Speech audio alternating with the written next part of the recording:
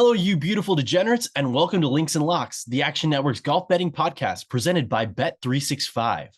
I'm your host, Roberto Arguello, and I'm excited to be breaking down the Masters tournament with you this week alongside Nick Bretwish and Spencer Aguiar. Guys, welcome into Masters Week. Hello to all our friends out there, and let's get ready to give out some winners. We'll start with you, Nick. What's your best bet for the Masters this week? I'm going to go Alex Noren, top 40 plus 125. I was going to get a little aggressive, go top 20, but I'll be conservative to start the show. Top 40. How about you, Spencer? Let's have some fun with it. It's Masters Week, and I'm sure people out there would like to hear a Tiger Woods answer here. So you might have to shop around a little bit to find this wager. It is out there at multiple locations, and the price will differ from spot to spot, but let's go with Tiger Woods to defeat Sergio Garcia. I will take the bad end of the number there, and let's say that's minus 110. All right, so a battle between two former Masters champions there. I'm going to go and fade another live golfer just like you, Spencer, and I'm going to take Cameron Smith minus 120 on Bet365 for 21st or worse. So before we get into those live fades, Nick, why do you like Alex Noren this week? So Noren's actually coming off the best iron play streak of his career since, I believe, going back to like 2018 or 2017 when I had looked at it. So it's more of a number grab for me. I had the number at minus 105 for the top 40 market. So to get 30 points of value is something I'm always interested in. But again, it's the recent iron form for Alex Noren. I think that the public's not really on him at all. It's getting some inflated numbers there. You can get 5-1 in the top 20 market as well. And I love the short game. So as long as that iron play is the best it's been in his career for years, I'm going to ride that for him coming into Augusta. We don't have a ton of course history with Noren, but I'm going to ride that iron play because I trust the short game a ton. I like the play. Spencer, why do you like Tiger over Sergio? So I'm going to trust the course history here with Tiger, and he grades fine in my model. Like, that's one of the intriguing things when I ran my data this week. Like, from a safety perspective, you would expect no different with Tiger at this tournament, but he was inside the top 35 for me. But it really comes down to, and I'll name some of the players here because I think it might be good practice just to have these names mentioned. There were a lot of golfers that were extremely poorly rated when it comes to golfers that I would want to take on or fade in a head-to-head matchup. So in order, and this is in the order of how overrated they were in price, Sergio Garcia was the most mispriced guy in my model. Billy Horschel was second. Brooks Koepka was third. Mito Pereira was fourth. Shane Lowry was fifth. And then you kind of get this group of a bunch of live guys in Louis and Dustin, all the way down to a Cameron Young, who my model thought was a little overrated for what his skill set is for this venue. And then the Min Woo Lees and the Corey Connors down there. So, I mean, that's a handful of guys to at least consider taking on. But, I mean, as everybody knows, at the end of the day with me in head-to-head matchups, I'm always trying to find opponents to fade rather than ones that I'm going to want to be backing in these spots. And Sergio kind of fit the perfect thing there, where I had a golfer with Tiger that I was okay trying to back in a situation, and then a golfer in Sergio that, I mean, really, if you take away his victory a handful of years ago, since that win, he has not really been great at this tournament. 23rd last year, a handful of missed cuts before that tournament last year. And it kind of just comes down to he's nearly dead last in my model on fast bent grass greens. Obviously, the data perspective from all these live golfers, there's question marks to be found because we don't know exactly where they are with their game. But if I use the sample size that I do have on him, he's inside the bottom 15 for me in expected strokes gained total here. So I just think that the floor in this situation for Sergio is extremely discouraging. And if Tiger's health can just be marginal, and that's all I want from him, just to get yourself in the weekend, be able to play 4 rounds, don't withdraw from the tournament. I really think Tiger has a chance to where not only should he have been above the minus 110, and there's numbers that have been even lower than that. He was a plus number at some point yesterday at books with that. But, you know, I had him more in the minus 130, minus 135 range as being proper. So no matter where you find that price, it should still have value. I like it. I'm going to tail both of these best bets that you guys mentioned. I really like the Tiger bet. I didn't want to bet him to make the cut at such a heavily juiced number that just keeps going up right now. Yeah. I saw it open around like minus 140, and I've seen it over minus 250 at other places. Also seen some weird lines where his top 40 line was like -350 and his make the cut was like -220. Doesn't make any sense. Anyway, I want to bet on Tiger Woods this week. I don't like Sergio Garcia. I think this is a great way of doing it. Better way of doing the Tiger to make the cut bet, with Sergio being someone who I think has quite a bit of miscut equity. As you mentioned, he's the most overrated player in your model, Spencer. So I like that one. With my play, I'm going to fade Cameron Smith. He just doesn't have it right now. Pretty weird. His swing isn't where he wants it to be. He mentioned that in his press conference earlier this week, that he just doesn't have his game in great form right now. He has great history, but I think that is pushing him up. And of course, that win at the Open Championship, the last time a lot of people saw him. Of course, he played a few events in the FedEx Cup playoffs, but didn't do very well after that. He's been cut in each of his last 2 tournaments that have had a cut. So obviously no live, but that came at the Australian Open in I think it was December, and then also at the Saudi International, where Abraham Answer bested Cam Young. And he's also been outside the top 25 out of 48 players in the last 2 live events, including the one this past weekend. So just poor form for Cameron Smith. The flat stick can only do so much for him.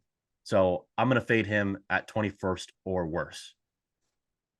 I would like to say that your play, Roberto, and Nick's play of Alex Noren, I think those are 2 very savvy wagers of ways to approach it. And I'll let Nick talk about Cameron Smith, because he had some good comments that he was telling me earlier about just where his game is at and where his mind is at in certain positions with it. But I tend to agree with you on a lot of these live golfers. And I think that's one of the interesting things to note, whether that be from a DFS perspective or from a gambling perspective here.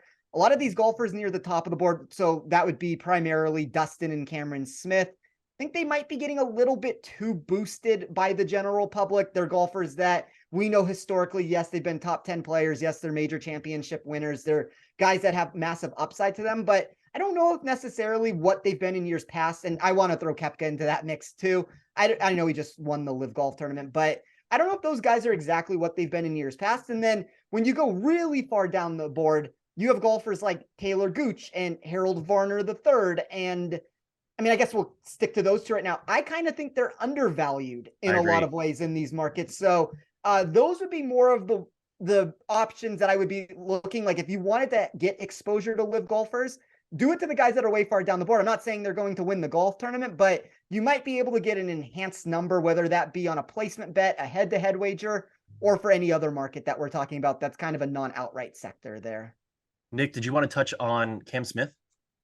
No, I mean, it's just funny. Like, I've heard him on PGA Tour Radio and another podcast just said that he's more interested in fishing and drink a beer. Like, he's living the dream. Like, if he's got nothing else to prove to the world, in his opinion, then God bless him. You know, he's had a fantastic short career on the PGA Tour. He's making a ton of money on Live, and if he says his swing is not where it is, I trust him. I don't think like he's just saying that for all noise and then it's going to come out in top 10 and tell the world, you know, Live Golf is still where you can go to improve your game. I don't think he's, you know, messing with anybody. I think I truly believe him in exactly the same way you did too. Like when he says his swing's not where it wants to be, I don't think he's sugarcoating it because I don't think he cares a whole lot. It's a little bit different because an injury derailed one guy and Live Golf derailed the other, but he is the Penny Hardaway in my eyes of the PGA Tour. He's a player who had all the talent in the world. You expected big things, and obviously with Penny, injury derailed him. With Cameron Smith, he seems to kind of have derailed himself in this situation where, you know, he took money and he made an executive decision in his mind that he thought was the right move there. But I'm unfortunately thinking for a lot of these golfers, it is going to hurt their potential in these major championships. They're just, I can't imagine, like, I think all of us here have played sports before and, you know, at a decently high level with it. And when you're not like in the zone, if you're not match tough, if you're not competitive in these situations, like, yeah, I understand these Live Golf tournaments are still competition, but they're exhibitions at the end of the day that are 54 hole cuts, or not even cuts. They're 54 hole tournaments that you're really looking at these spots where I don't know where the competitive edge is. You're getting paid all this money up front. So until they prove me wrong on that, I'm kind of fine just going the other direction and fading them in these spots. And it's going to be tough from going to and playing Munis the last few weeks for them to playing at Augusta National, where the greens are going to be a little bit faster this week. A little bit. Guys, let's get into our outright cards, and we'll start with you, Nick. Who you got winning this week at Augusta? You want the lock of the year? It's Alex Noren, 350 to 1, 340 to 1. Sorry, its price is still out there. I don't think we've ever seen a winner over or longer than 70 to 1 based on what Evan from the Action Network was talking about yesterday. Maybe, I guess, if you got Danny Willett in early, like before the betting boards open for that week, you could probably get 100 to 1. I think he was listed at in the futures. But other than that, like, you're probably pissing away money betting 340 to 1 on Alex Noren, but just a number grab for me. I had him at 210. I don't think I've ever had 130 points of value on an outright ticket. So by default, I had to do it. But other than that, I got another gimmicky one. I took Tiger at 85 to 1. I got him at 71 to 1. It's not like obviously everybody loves Tiger on the golf course at least. And I really liked what he did at Genesis. His long iron play was awesome. He lost strokes around the green, which I think is not like Tiger Woods, and especially on this course, which he knows so well. Probably knows every little crevice. I trust him here. I don't think he'll actually win, but I could not miss a ticket at 85 to 1 when my numbers have him at 71 to 1. Also, probably another burning money ticket. Tyrrell Hatton, 65 to 1. I like Hatton a lot. We could talk about that a little bit later. But my realistic play, if it's not Rory, like my numbers absolutely love Rory. I mean, I've ran it sometimes where I got him all the way down to 6 to 1. There's just no value in the betting board for me there. Like maybe you could take him, I think 12 to 1 first round leader if you wanted to do that, but I'm kind of against that market as a whole.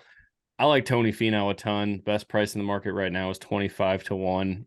You could find that multiple different locations, but I think Finau's got some real legs here. And I really like where his game's at. So I'm going to go Tony Finau as my realistic answer. But if Alex Noren wins at 340 to 1, you guys probably never hear from me again, except I'll send like some cards from Costa Rica or wherever I move, and then with some golf invites at whatever country club I could purchase at that point. So maybe we'll do the show live from there.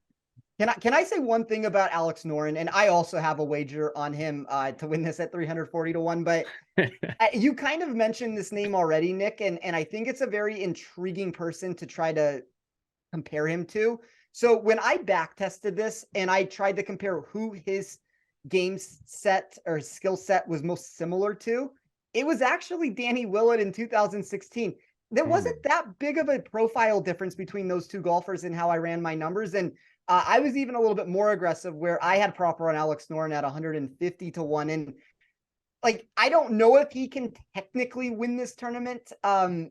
There's problems on all fronts with that. And historically, it's one of those events where usually the cream does rise to the top at the end of the day. And probably the best way to play this is as a top 40 or a top 30 or however you want to push this up the board with it. But I just wanted to throw that out there that his skill set was the most similar in my model to Danny Willett in a lot of facets of how I ran it. And that's at least intriguing. It also took one of the biggest implosions of all time for Danny Willett to win that event. So Alex Noren might need something in that regard also to end up winning this tournament. But you never know with Augusta.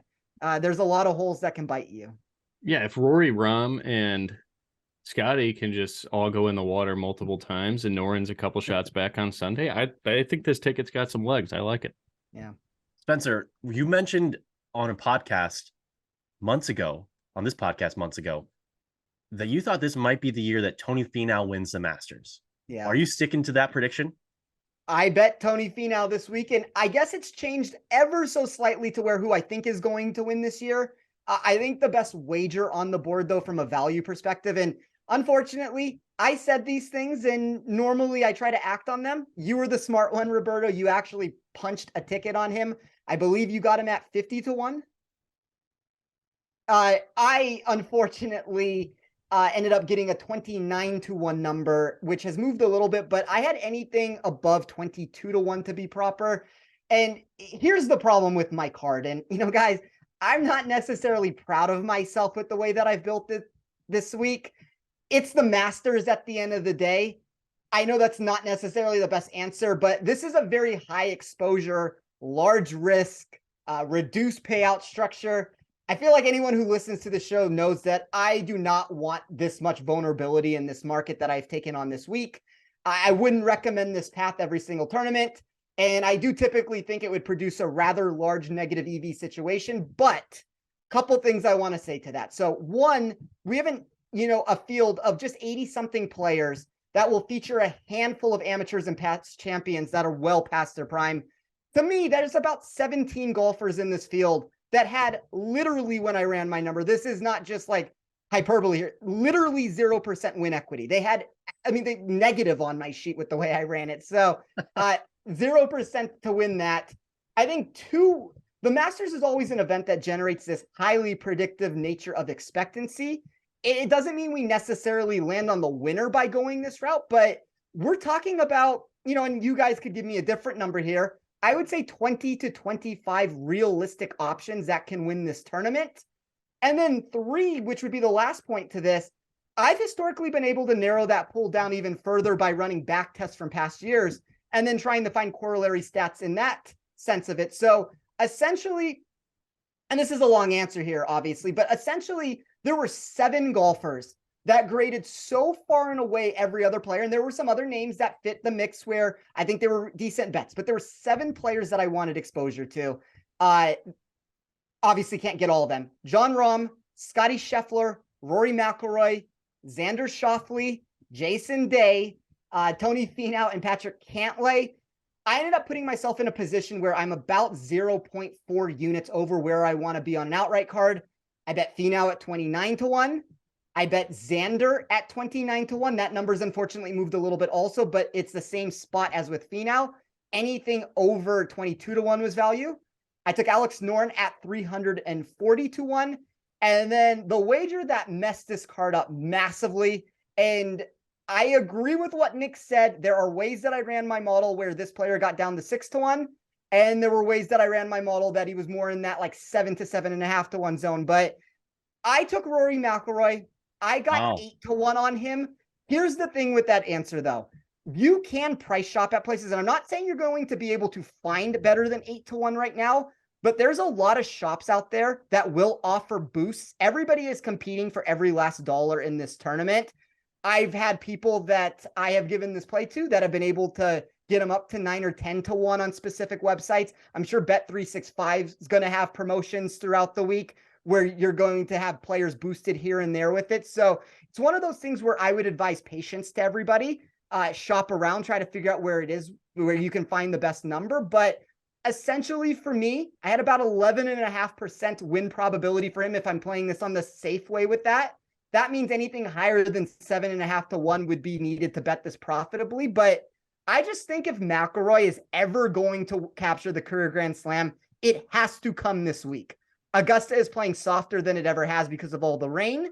And then not only was he the top ranked golfer in my model when given that setup, but he was also the favorite in every upside iteration of my mass. So that is a super extremely aggressive card. Like I'm the type of person where I don't take sub 10 to 1 golfers. And if I take a sub 10 to 1 golfer, that is my card for me that week. But instead of betting to win 8 units, I bet to win 7 units this week on everybody. So there's a reduction there. Obviously you can talk about what that does from like an implied win probability sense of my risk versus my actual win amount there. But like I said, I found 3 spots where I did have an edge. And I think there's only so many golfers that can actually win this tournament. And then Alex Noren is kind of the fun ticket for me at the end of the day. I like the conviction on the Rory McIlroy play. And of course, I love the Finau play. As you mentioned, I have it at 50 to 1. Sorry, I was muted there when you asked me about it. So I've got the Finau play. And you mentioned with Rory McIlroy, the driving distance being very important this week with the weather, obviously making the course softer and longer. But which obviously will help him. We know that Augusta made some key additions to the course where they made the 13th hole 35 yards longer. And last year they made the 15th hole even longer. So both par 5s significantly longer this year on the back 9. And last year, I think there was no eagle made on the 15th hole either. So that was the first time that happened in quite a while in the Masters. So length really going to be a big deal. And also they cut the fairways walking from the green area toward the tee box so that the ball doesn't bounce forward as well. So against the grain there. Yeah, against the grain. So that all makes driving distance a bigger factor. With that being said, I've also got Xander Schauffele on my board. I got him at 28 to 1, but you can find him at 25. And I do endorse anything above 22 as well, like Spencer does. no weaknesses for Xander, strong everywhere. He was cut here last year, but has a T2 in 2019 and a T3 in 2021 and 5 starts. He's also gained strokes both on the greens and on approach in each of his last 7 tournaments. So I really love the form that he's been coming in. And he's first in proximity on approaches from 150 to 175 yards, which is a big deal this week. Everything outside of 150 this week is going to have a heightened emphasis. And also, fun fact, Xander Schauffele leads the PGA Tour in consecutive made cuts.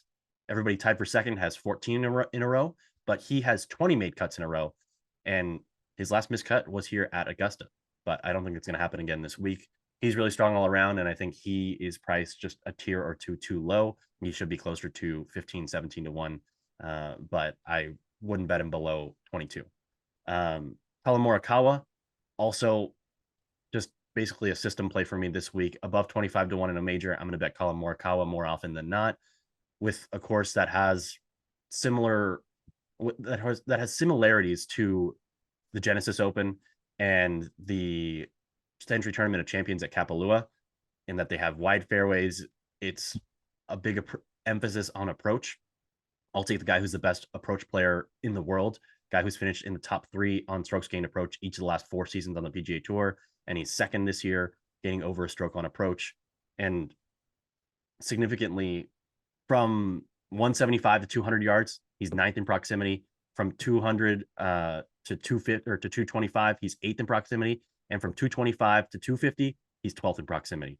So these are all key parts of his game that will be emphasized this week at Augusta, with those sections of the greens where you got to be on the right part.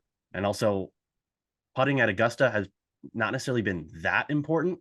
And if you put the ball in the right spots and you're 2-putting from 15 feet each hole, keeping yourself out of trouble, I think that helps him out.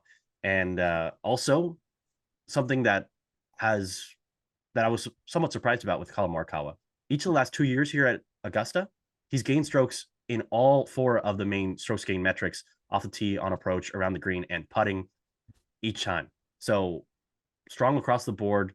We know that he had kind of a yippee tournament in the Century Tournament of Champions with pitching the ball on the last day especially. But since then, he's been much more solid around the greens. And I think that his upside on approach just gives him a chance in any major championship. Like we said, I also have Tony Finau, and I also have a ticket on Sung J M.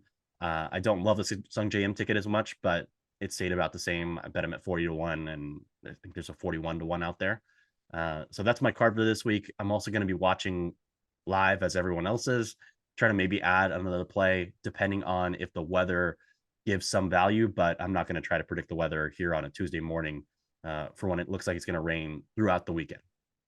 That's the problem with my card, I guess, like, just to throw it out there. I have so much built-in exposure to begin this week that I'm not going to be able to make ads at this point. And that's a decision that I made, and I'm fine with it. I wanted Rory McIlroy exposure more than I wanted to try to wait in a situation. And sometimes when that's the case, you just have to pick and choose your battles there of which route you're going to go with it. But yeah, I mean, I think in the card that you built, it's a very advantageous way to try to be able to in-tournament bet. I always tell people, like, that's the best route to go about things, like whether it's a in-tournament head-to-head perspective with it, or even just an in-tournament outright that you're talking about here. So keep an eye on those markets if you do have access and you are betting this tournament. And I think it's a fun tournament to bet live, because you can have guys go out there and post a 65 on a Saturday morning or a Sunday morning and put themselves in contention. There are birdies to be made out here if you put the ball in the right spots, but you can also make some big numbers. So just an awesome tournament for viewing and gambling. And we know it's a really sticky tournament. A lot of the names that have success year after year continue to do so. So course form very predictive this week relative to the average PGA Tour event. Guys, what are the rest of your predictions for this week? Or what are the rest of your bets this week? Nick, I'll start with you. Do we have a Hammer Kid appearance down there at Augusta National? I don't. Noren top 40 is close. We'll see. I'm going to sleep on it. Maybe we'll put it out there tomorrow. It is my favorite bet, but I also don't have a huge outright ticket or outright card right now. It's Finau, Noren, Hatton, and Tiger. I'll probably get one more in there, but I think I'm going to wait live to maybe get something on Rory or Rahm. I do like Siwoo Kim over Mito Pereira. It is -108. Just going with the course history of Siwoo Kim, he's pretty much a walking top 40 here against a debutant. And Mito also went with Tyrrell Hatton top 20 at +190 for the same reasons I like his outright. I don't love his outright by any means, but I like the top 20. I think that's a much better way to bet on Tyrrell Hatton. I'm going to make a prediction here, Nick. I think the Hammer Kid is going to be banging on your wall all night with the Alex Noren play. That will end up being the Hammer Kid play for you.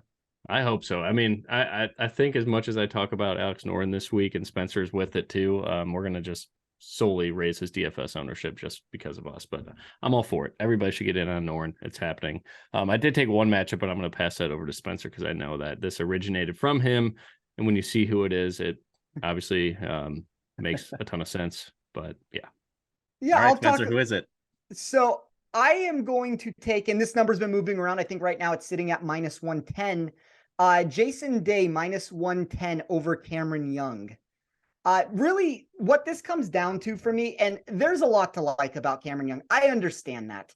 Like, if you look at the weighted total driving, he's inside the top 5. He's inside the top 5 of my model for weighted proximity. There are problems to be had here. It's the second time playing the venue. The first time did not go well. I mean, that's an understatement. You can go see what he shot last year to realize it was like kind of an unmitigated disaster for him. But there are problems with him. Like, I think he's going to be good at this course at some point throughout his career. Obviously, getting Paul Tesori on the bag is going to be a help for him moving forward with the short game. I just don't know if we're necessarily there yet. I think aim point express for him is going to get better. We're going to see the putter improve. I would like to think that from what we saw Tesori and Webb Simpson do together, you're going to see just the overall short game improve for him. But the numbers are really bad once we get past this, prerequisite of distance. And sure, distance is going to matter. It's a wet course, and all those factors that you talked about, Roberto, they come into play here, but I don't think it's the only answer at the end of the day. There are problems to be had. If he doesn't hit his driver and hit his irons to that high-end level, he's outside the top 50 in my expected around the green performance. He's outside the top 70 of this field when we talk about the weighted putting. He hasn't historically been great on fast bet grass surfaces in the past. He's 79th in my model in strokes gained putting over the last 24 rounds. The sand save percentage has major problems. Like, there's going to be some situations where he's going to have to play out of the sand. That has not been great. And then the scrambling for me was outside the top 55. So I'm betting on a profile here. And it kind of goes back to the answer that I always give. I'm trying to take on an opponent, but I also had a matchup against Jason Day, who my model thought was a top 7 player in this tournament for safety. You can make the argument that Safe and Jason Day don't necessarily coincide with one another with all the ailments and issues that seem to arise here and there. And it's going to be cold at Augusta. I think that might be a negative thing for Day and for Tiger. And unfortunately, I have head-to-head wagers on both of those two players, but I'm just picking and choosing my spots of who I'm trying to fade here. It's not my favorite head-to-head wager that I've ever given on this show. If I was to power rank them, probably would be very near the bottom of it. But there is an edge on the number of what I have, and there was enough of an edge for me to talk about it on this show. So I'm number grabbing in that spot with Jason Day. I think that makes a ton of sense. And Jason Day has been so consistent so far this calendar year. I think that's what you want from a player that you're backing in a matchup bet. Spencer, do you have any other bets on your card for this week besides that, your other matchup and your outrights? Yeah, so I don't know if it's still available right now. This was on Bet365. I took Brooks Koepka to miss the cut at +333. My guess would be that number's probably moved just because I think there was a ton of value on that price. That was like one of those situations where Brooks got severely steamed throughout the space up to these numbers that I saw him 25 to 1 to win this tournament, 30 to 1 to win this tournament, depending where you were finding it. I'm not necessarily buying it. It doesn't mean he can't find success, but I still think he's a volatile golfer at the end of the day. And then I have 3 placement bets that are at least, or 3 placement bets on different players. There's a couple more than 3 here, but I took Alex Noren to come top 30 at +240. I took him to come top 20 at 5-1. And then I took him top 10 at 14-1. So I'm following Nick on that. I bet Tyrrell Hatton to come top 20 at +190. I think there's just a boost in this number because of his comments from last year. He talked about how much he hated this course. This was a trash course that wasn't a good fit for him. So when people hear that, there's going to be a boost in the market that's given where people don't want to play him. So I'm going to try to capitalize on that. And then I'm taking a very similar mentality with a golfer that there's injury concerns about. The recent form doesn't necessarily look great, but I've historically have trusted him in major championship events, specifically when we talk about venues becoming more difficult. I took Matthew Fitzpatrick at plus 145 to come top 20. So that's my card this week. It got much bulkier than I was expecting it to be. When I initially started putting this together, in my eyes, it was going to be a Finau outright and maybe leave it at that. And like, I didn't know where I was going to go with the head-to-heads. Obviously, I lose some of my edge there because it's easier to make the cut in this tournament than you would get on a normal week, just because, I mean, it's top 50 in ties from an 80-something person field. So I would say roughly 60 to 65% of the players in the field, depending on what the ties end up being there, will end up making the weekend. But it loses a little bit of the luster on the head-to-head front for me. But I don't know. I mean, I found some plays that I like this week, and I'm obviously a ton of exposure to Alex Noren. If Alex Noren can win this event, it'll turn into one of the biggest tournaments. But come inside the top 10, and that'll be a nice 3-unit swing in my direction too. So a lot of similarity between you and Nick with Noren and Hatton as well. But unfortunately, we are going head to head on Matt Fitzpatrick. I have him for 30th or worse in the player markets at Bet365 for minus 120. And it's just been rough for Matt Fitzpatrick this calendar year. He's lost strokes gained on approach in 6 of 7 tournaments, only one finish of better than 28th in that whole span. And he's made 7 straight cuts at the Masters, but only one top 10. So at a course where the course history is somewhat sticky, that is somewhat of a red flag that a player of his talent hasn't gotten there yet. But although you can really argue that he has taken a step forward in the last year and a half to become one of the more elite players in the world. So he hasn't had that sample size at the caliber of player that he was last year. But last year only lost strokes on approach in 2 out of roughly 25 track tournaments. And this year he's already done it in 6 of 7. So something's clearly wrong. When I was covering the Dell match play a couple weeks ago, he just didn't look like himself. And he lost at least two matches, if not all 3 in his group. It was just a rough go for Matt Fitzpatrick. I think it's a big ask for him to get in the top 30 at roughly even money. So I'll fade him. But if you want to go for upside, I'd rather have the top 20 that Spencer bet than the 29th or better in the placement market at Bet365. Yeah, I think he beat Minwoo Lee in that second match play there. But you kind of worded it best, Roberto. It's a boom or bust situation at the end of the day. And my numbers see it that exact way also.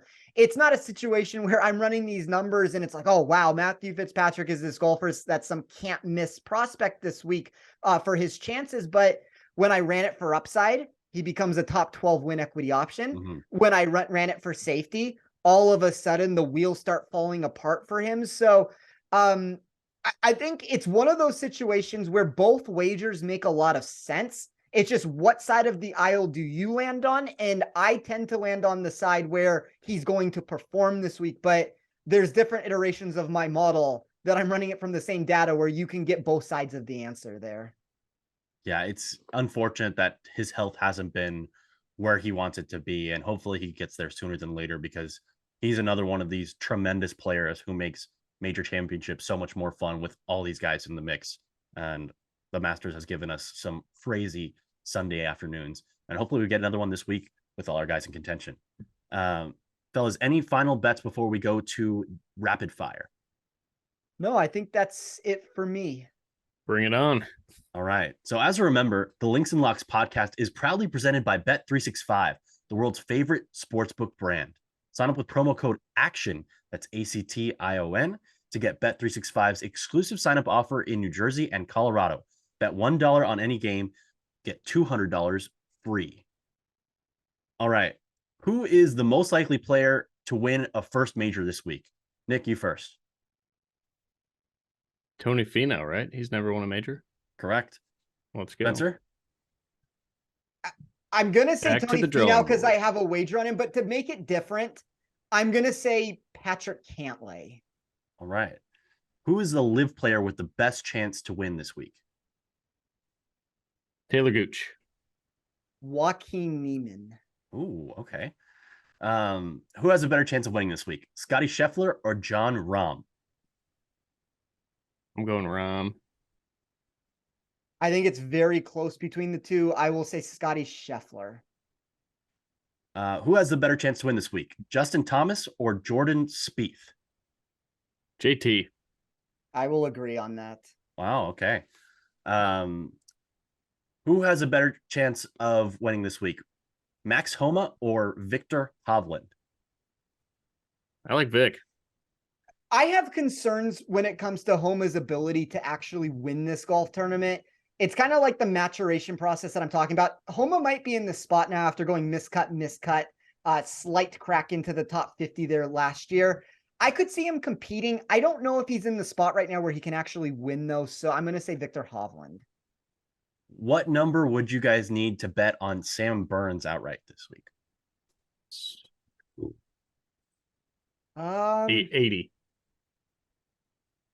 I would probably take less than that. I think Burns is an intriguing choice for this tournament. I considered trying to find a way to back him.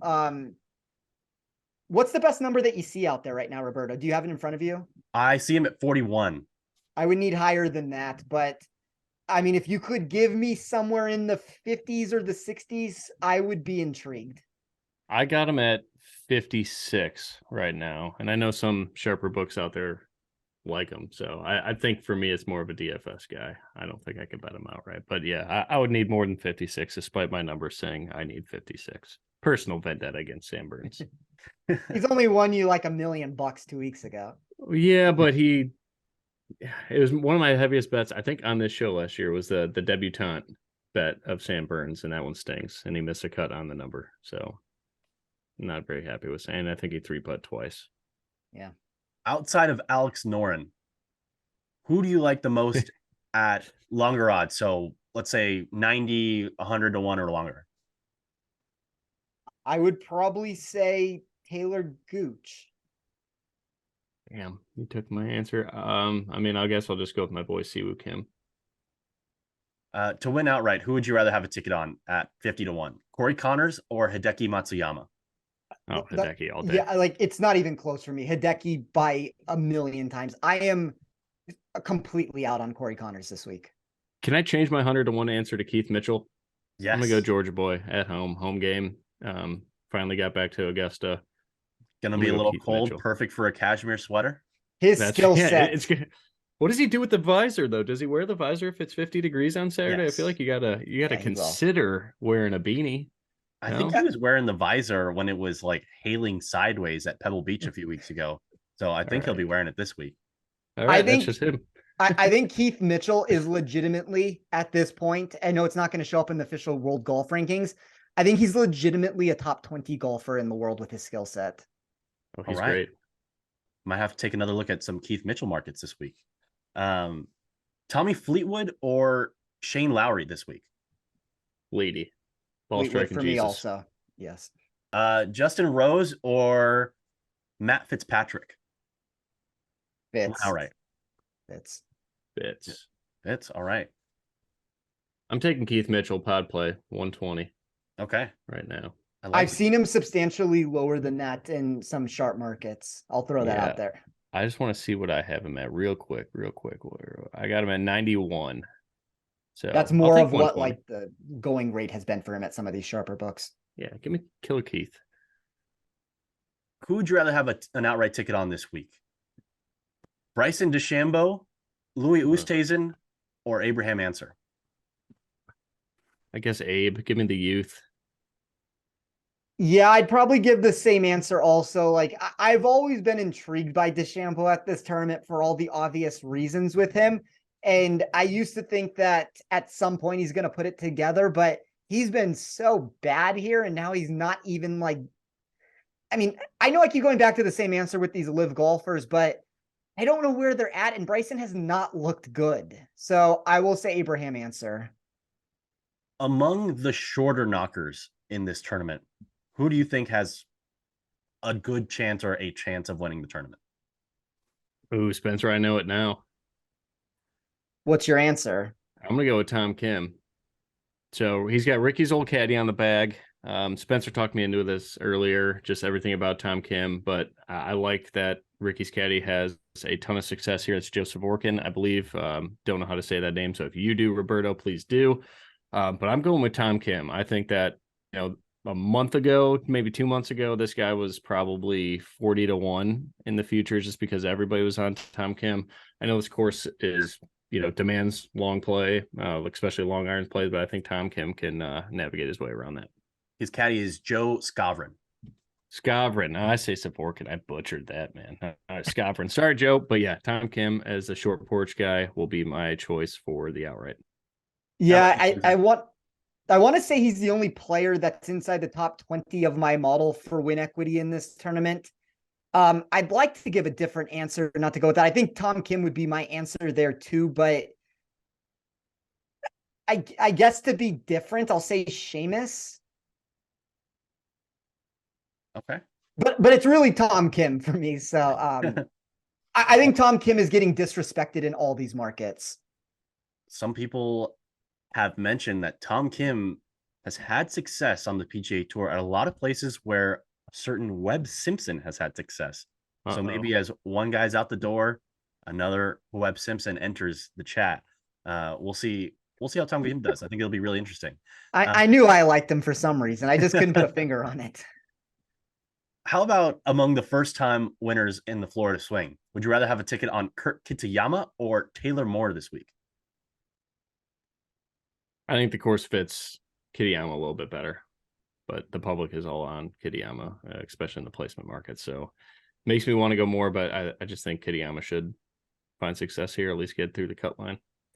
I don't necessarily like either. They're 53rd and 54th in my model. I guess to be different, I will say Taylor Moore because I don't really see a massive difference. Obviously, Kitayama has more potential. Like he is, I think the event that Kitayama won is a much better event than the one that Moore had just won. But I don't necessarily think either are going to win. So like to me, it's neither, but I'll say Moore. Do any of the senior tour players or amateurs, if you had to bet one of them to make the cut or to win the amateur grouping, who would it be? I'm going to go Sam Bennett just because the whole world's on Gordon Sargent. He drove the ball long yesterday. And now everybody loves him. I know he's the number one am in the world too. I mean, maybe he's great. I can't imagine anybody goes a different way with that bet than Gordon Sargent. So I will go Sam Bennett. Did you say that this includes the veterans on the let's say Bernhard? Yeah, remember when Bryson DeChambeau said Augusta was a par 67 and then Bernhard Langer went out and beat him that week? Yes. It happened. Bernhard Langer just so consistent. Cam Smith or Jason Day, low Australian? I think I know everybody knows where I'm going on this. I will say Jason Day. I will too, but I don't love him. I will say this. I don't know that I do necessarily either, as much as like I keep going on and on about this. He is inside the top 10 of my model. I don't love the cold weather for him. We just saw at the match play that things can go south for him very quickly still. We're not over some of those issues, but I also don't necessarily trust Cameron Smith either. So I will say Jason Day.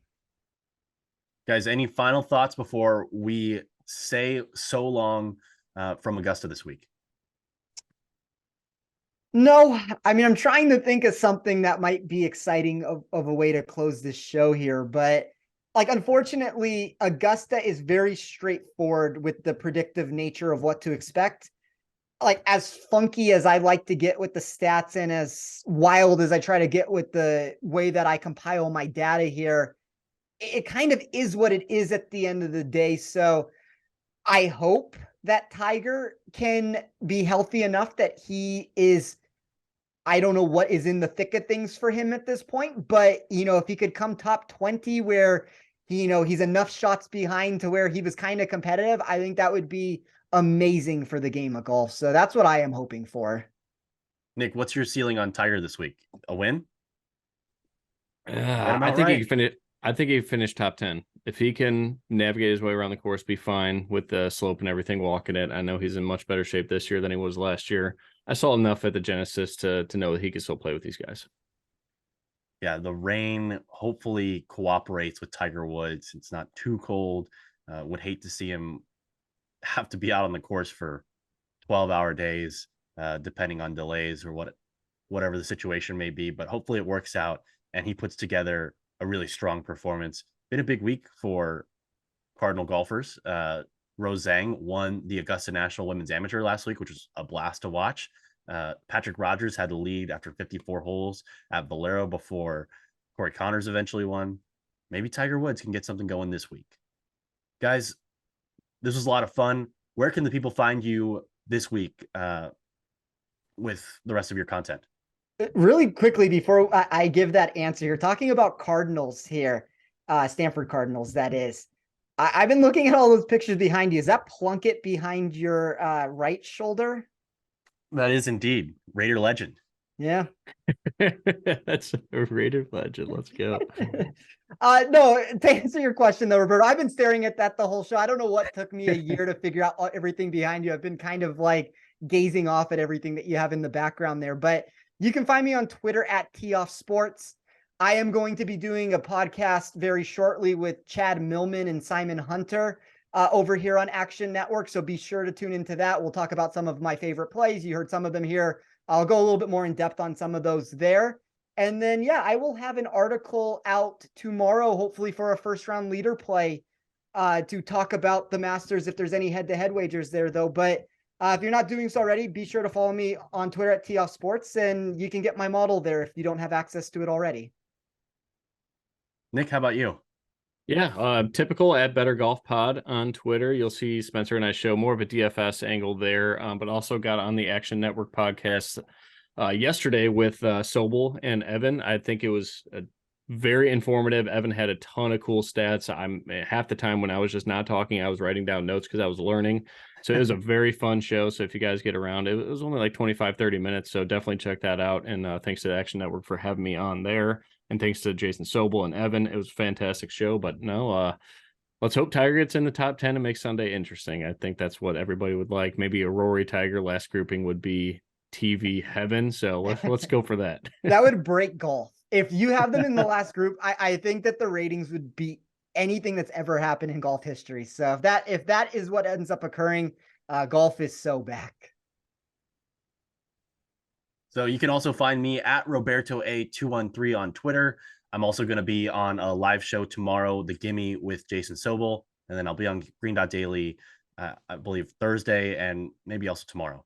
So you can check that out on the Action Network's YouTube. And there's also live links out on Twitter whenever those are going on.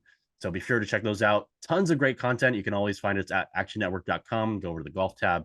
And we're just going to have a ton of content throughout the week from everybody. A lot of great picks recently. We've had people on Corey Connors. We had on our show Sam Burns 2 weeks ago, and then Taylor Moore. So tons of winners here at the Action Network, and we're going to try to keep it rolling here at Augusta. So that'll do it for today's episode. Thanks for joining us here at Links and Locks, presented by Bet365. For more great golf content from our Action Network team, check out Best Bets episode from earlier this week, featuring Jason Sobel and Ben Everill, as they quickly ran down their top plays for the Masters tournament. Be sure to check out actionnetwork.com and the Action app for all of our great golf betting and DFS content. And thanks again to everyone who makes this podcast possible, especially our producers, Noah, Sophia, and Matt, who do all of the real heavy lifting. Thanks again for tuning in, and here's to hoping you hit the green at Augusta.